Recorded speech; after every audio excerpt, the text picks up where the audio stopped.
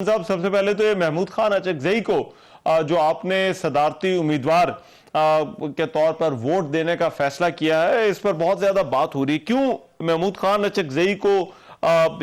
उनके मुतालिक ये फैसला किया गया कि पार्टी जो है वो जो उम्मीदवार होंगे, जो भी सुन्नी इत्तेहाद कौंसिल के साथ हैं, वो उनको वोट देंगे? जी, महमूद खान अचकजई एक पाकिस्तान के एक पसमानदा सूबे को बिलोंग करते हैं और जमहूरियत के लिए और इंसानी हकूक़ के लिए उनकी जो स्ट्रगल है वो कंसिस्टेंट रही है और वो सबको उसका इल्म है। हमारी पार्टी भी जो जमहूरियत और इंसानी हकूक़ की स्ट्रगल जो है वो काफ़ी अरसे से लड़ रही है और गुज़श्ता इलेक्शन के बाद जो है वो उसमें इंटेंसिटी आई है, बिकॉज आई थिंक पाकिस्तान की इलेक्टोरल तारीख में सबसे बड़ी धांधली जो है इन इलेक्शंस में की गई है और हम अपना वो जो हमारी जो सीटें शबखून मार के हमसे छीनी गई हैं और दूसरी पॉलिटिकल पार्टीज को के कशकोल में डाली गई हैं, वो हम सीटें वापस लेनी हैं। और ये उसी कॉन्टेक्स्ट में आता है कि जमहूरी जो कदरें हैं, अक़दार हैं और जमहूरी कल्चर जो है उसका फ़रोग़, उसमें महमूद खान अचकजई जो हैं वो एक पाकिस्तान के चंद उन अशख़ास में शामिल हैं जो कि इस स्ट्रगल में कंसिस्टेंटली शरीक रही हैं और इसका प्रचार करती रही हैं। यही वो वजूहात हैं जिसकी वजह से महमूद खान अचकजई साहब का नाम जो है वो चुना है और उनको अपना प्रेसिडेंट नॉमिन है या जो फैसला है, इमरान खान ये उन्हीं की जो कि बानी पीटीआई हैं, उनकी मुकम्मल एंडोर्समेंट, उनकी रजामंदी इसमें शामिल है? ये उन्हीं की इंस्ट्रक्शंस के मुताबिक ये फैसला हुआ है, उन्हीं ने ये फैसला किया है। पाकिस्तान तरीके इंसाफ में कोई फैसला उनकी मर्जी, उनकी इनपुट के बगैर नहीं होता मेरे भाई, और ये फैसला उन्हीं का फैसला है और इंतहाई दानिशमंदाना और दूररस फैसला है जो उन्होंने किया है। और ये जो पाकिस्तान में जो डिविजन्स क्रिएट हुई हैं, आई थिंक ये उनको ख़त्म करने में, उनको भरने में और पाकिस्तान के ज़ख्म जो हैं उनको हील करने में एक बहुत बड़ा कदम साबित हो सकता है। वी होप एंड प्रे कि पाकिस्तान की दूसरी जमातों के वो अशख़ास जो कि आज भी जिनके ज़मीर ज़िंदा हैं, वो महमूद खान अचकजई साहब को वोट देंगे और उनको सदर पाकिस्तान के मसनद के ऊपर विराजमान करेंगे, ताकि वो ये जो जमहूरी इक़्तिदार का फ़रोग़ है और इंसानी हकूक़ की जो जद्दोजहद है उसमें कुछ ज़्यादा इफेक्टिवली कॉन्ट्रीब्यूट। लेकिन अभी ये जो आप राब्ते कर रहे हैं, आपने ये नॉमिनेशन भी की, क्या तहरीक इंसाफ का कोई ग्रैंड ऑपोजिशन या अलायंस जो से कह लें वो बनाने का इरादा है? देखिए जी, हम हमारा एक एजेंडा है जो कि सबको पता है। हमने अपने मैनिफेस्टो में भी उसको बहुत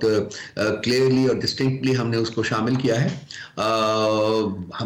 हमारा ख्याल है कि ये जो कुछ होता रहा है पाकिस्तान में पिछले 76 सालों में, उससे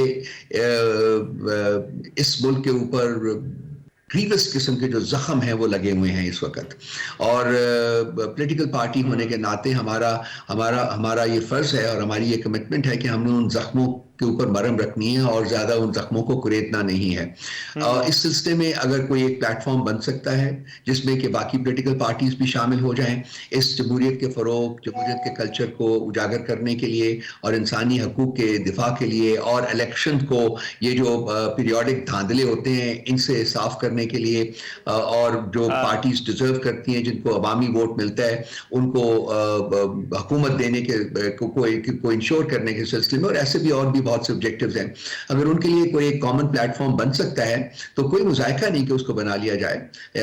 खान साहब की भी ख्वाहिश है, इसीलिए उन्होंने कहा भी था कि जी जमातों से आप राब्ता करें। राब्ते हो रहे हैं, देखिए कि ये जो है ये राब्ते किस तरफ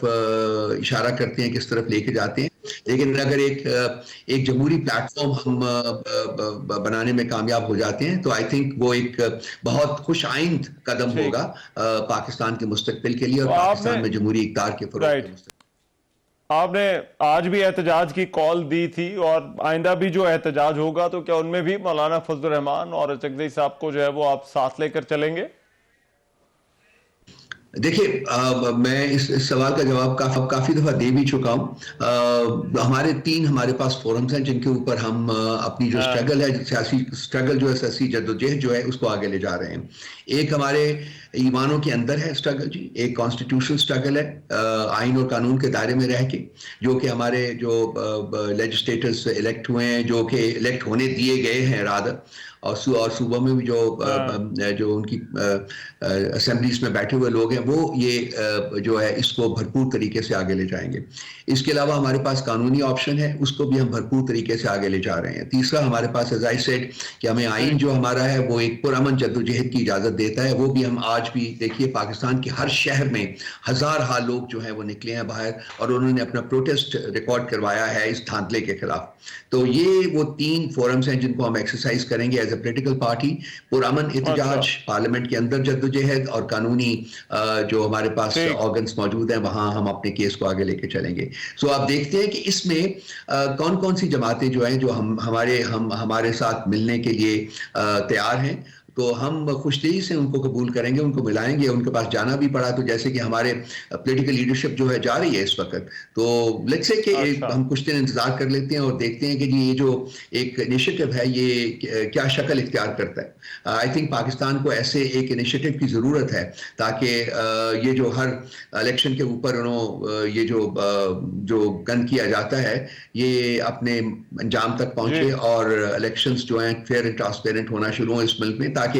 अवाम का जेन्युइन मैंडेट जो है वो हुकूमत करे और अवाम के मसाइल को खत्म करने के लिए वो जद्दोजहद करे। पार्टी के लिए एक और चैलेंज इंट्रा पार्टी इलेक्शन है। आपने करवा तो लिया, दोबारा ओहदेदार भी मुंतखब हो गए, बिला मुकाबला हुए। आपके ख्याल में इस मरतबा इलेक्शन कमीशन इन इंट्रा पार्टी इलेक्शंस को कबूल कर लेगा? देखिए हमने पहले जो 2 इंटर पार्टी इलेक्शंस करवाए थे इलेक्शन कमीशन के पास उनको भी कबूल ना करने का कोई जवाब नहीं था, लेकिन वो अहकामात सादर हुए थे तो इसलिए उन्होंने वो हमारे इंटर पार्टी इलेक्शंस के जो रिजल्ट्स थे वो नहीं माने। उसके बाद सुप्रीम कोर्ट ने कुछ हदूद मुकर्रर की थी, कुछ गाइडलाइंस थी, इलेक्शन कमीशन की भी कुछ गाइडलाइंस थी। तो ये जो इंटर पार्टी इलेक्शंस हो रहे हैं हम उन सारी गाइडलाइंस को सामने रखकर तीसरी दफा करा रहे हैं और मेरा नहीं ख्याल कि उनके पास कोई जवाब होना चाहिए इन इलेक्शंस के कंक्लूजन के बाद जब हम उनको अपनी रिपोर्ट भेजेंगे कि वो इसके ऊपर कोई ऑब्जेक्शन करें। लेकिन चूंकि इलेक्शन कमीशन ऑफ पाकिस्तान और चीफ इलेक्शन कमिश्नर हमारे खिलाफ जो ये महाज है उसमें एक बड़े इंपॉर्टेंट कारकुन के तौर के ऊपर शरीक रहे हुए हैं, तो इसलिए हम बेद भी नहीं है कि वो फिर कोई ना कोई ऑब्जेक्शन जो है वो रेज कर दें। लेकिन हम उम्मीद करते हैं कि इस दफा हमारे इंट्रा पार्टी इलेक्शंस के रिजल्ट्स जो हैं वो इलेक्शन कमीशन के लिए काबिल कबूल हों। लास्टली रोहन फरमाएगा, सदर का जो इंतखाबी शेड्यूल अब इंतखाब का जो है वो आ चुका है, कागजात जमा हो रहे हैं, लेकिन आप लोगों का एक मौक़िफ़ है मखसूस नशिस्तों के हवाले से, क्या मखसूस नशिस्तों के बगैर ये इलेक्शन हो सकता है? देखिए जी हमारी स्टेटेड पोजीशन है और कॉन्स्टिट्यूशनल पोजीशन भी वो है कि ये जो असेंबलियां हैं, नेशनल असेंबलीज और सारी प्रोविंशियल असेंबलीज जो हैं ये इनकम्प्लीट हैं, consequently they are unconstitutional and illegal assemblies. और इनके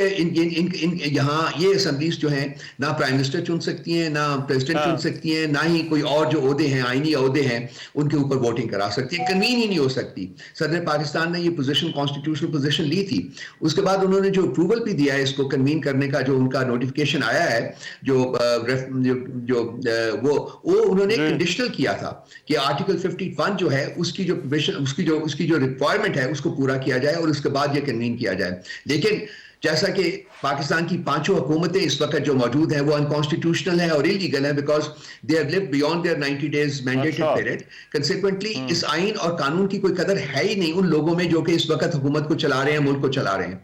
तो इसलिए इन्होंने इन इनकम्प्लीट असेंबलीज में भी ये आईनी ओहदों के लिए जो इंतखाबात है वो करवा रहे हैं, लेकिन ये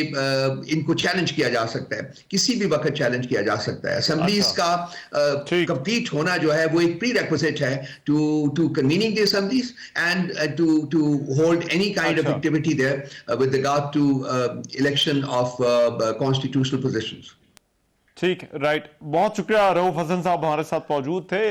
एक ब्रेक और ब्रेक के बाद वापस आते हैं तो कुछ और खबरों पर बात होगी।